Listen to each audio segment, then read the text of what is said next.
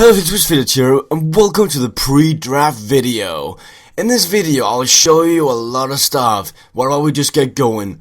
The people who have joined are Yalabala134, Kama Power, Steve Smink, Gordon 71 PCM, 97 Mr. Rasmussen, Oli KB, Abiati123, Susek Set, the SMC 250, Marty C, Handsball, The Godslayer, James Bond, Fayaskoche, Baseball Lover 312, Whoop Whoop Whoop, Sharp Gaming, Keep a Rod, 547984, that's probably going to be a coach or something, we don't know, Langbor and Quentin Van Hilseham. And in case they don't show up, we have Mass FC as a reserve, Icole 1 as a reserve, that's a strange name, 1337 Lead Aspire as a reserve, VCDM as a reserve, Phrase as a reserve, and Little Lane as reserve. What about we just get that draft order going? I'm right now on random.org, and I will randomize this list. This is going to be how the draft order is going to be like. So your entire strategy is going to be based off this. So are you ready? 3, 2, 1, press. The first guy to draft will be James Bond with Team Europe card. The second guy will be Mr. Rasmussen. The third guy will be Abiati. The fourth guy, Quentin Van Hilseham. Fifth guy's Whoop Whoop Whoop. Sixth guy, SMC. Seventh guy, Steve Smink. Eighth guy, Baseball Lover. Ninth guy, Marty C. 10th guy, Kama Power. And the rest you can just see your name. So it's going to be interesting to see who James Bond will pick as the first pick. So here we have the official pick order. This is what it's going to look like. You better put up your draft rankings or draft projections of this. So what about we see what happened last MLC draft? The guy who got picked first was Contador. Surprisingly enough, he didn't dominate that much compared to Froome did in Omega Pharma Quickstep with Xenon controlling him, but in the last 7 stages Contador came back and put his mark and everything. Surprisingly, a big upset in the first round was Robert Gesing going 3rd overall. Nobody would expect that. And then you see the first sprinter to go was Jürgen Roelandts, which Hanswell picked him. And I think Hanswell picked him because that's his favorite rider. But that's still a big upset considering that Cavendish right after Roelandts. And Cavendish didn't really do that much in this one, in this MLC. So that was surprising. So right now you can take a quick look at who got picked when and how late they got picked. Like you can see Basu got picked the last round. That was really late. But if you think this is a lot of people, take a look at this. 189 riders. 189 riders. That is a lot. I mean, that is a crap ton. So it's gonna be interesting. To see who's gonna go first round or first pick overall. Are you gonna go for Christopher Froome? Are you going for Contador? Are you going for Quintana, Rodriguez, Valverde, Cavendish? Who knows? You have to come Sunday and watch that.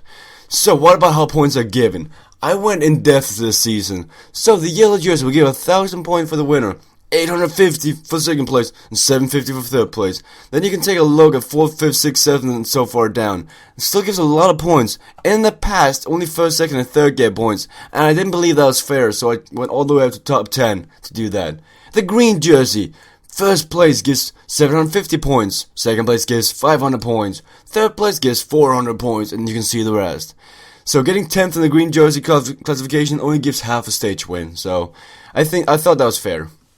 What about the Mountains jersey? The winner of the Mountains jersey is going to get 500 points. 2nd place is going to get 400 points. And 3rd place is going to get 300 points. Still a lot of points. And it's going to be a lot of fun going for these jersey. What about the white jersey? 1st place gets 250 points. 2nd place gets 200 points. And 3rd place gets 150 points. And then you can read the rest. See, white jersey, if you get 10th place, that's a 10th of a stage win. I did this because getting 10th in the white jersey classification is not that difficult. Because normally there's only like 30 guys in the Tour de France who are under 25, so not that difficult. Then, stage this year. I went all the way up to top 10 with this one as well. So 1st place is normal. You get 100 points, 2nd place gets 75 points, and 3rd place gets 50 points. Nothing changed about that. But then we go down with 40, 30, 25, 20, 15, 10, 5 points. And I hope these would they would just add up in the ending and it would be really close in the end. I don't want to have one team just completely dominate this season. And I'm also adding the team classification this time. 1st place gets 200 points, 2nd place gets 150, and 3rd place gets 100. The reason I didn't go out to top 10 is because there's only 22 teams, and going all the way out to top 10 would get like 1 point because it's not that difficult. Another one. Now we're gonna have subdivisions. This year I'm gonna have 8 subdivisions. Super combative. The guy who was most in the breakaway will get 150 points. You gotta think about that. That's another 150 points to get up if you can get a guy who you know will go in the breakaway a lot. So I'm gonna count every time a guy goes in the breakaway, and in the end, it's gonna be the guy or the guys who had the most times in the breakaway. And it's gonna be the same guy, not just a team, but the same guy. The sleeper. The lowest drafted guy with the most amount of points. So let's see Kevin just gets drafted in the 9th round, and he gets like 1,000 points. Then he's a sleeper, and he gets another 100 points. And there's actually 1,000 points to get here in these subdivisions, so they're worth going for. So next one is best theme.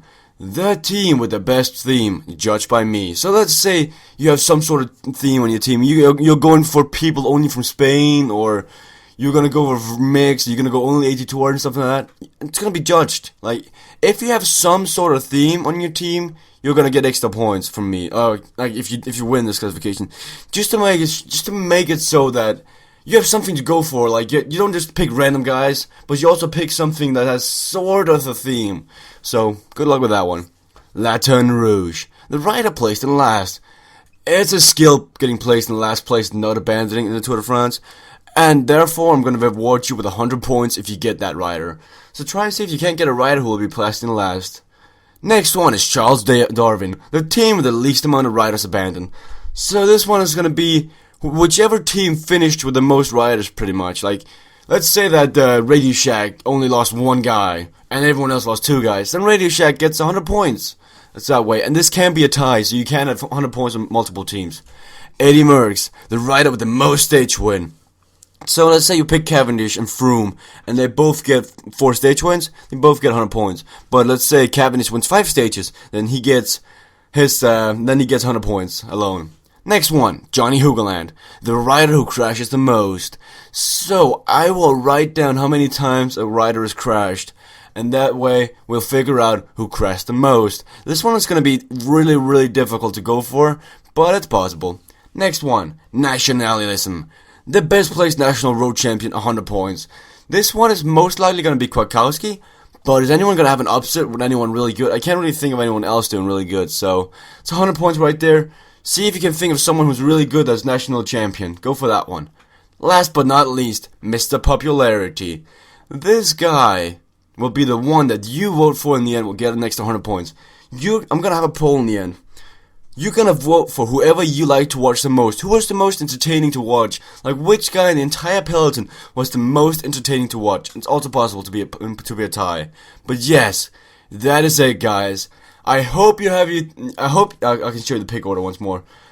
You gotta place your team or your draft projections off your, like, let's say, let me see.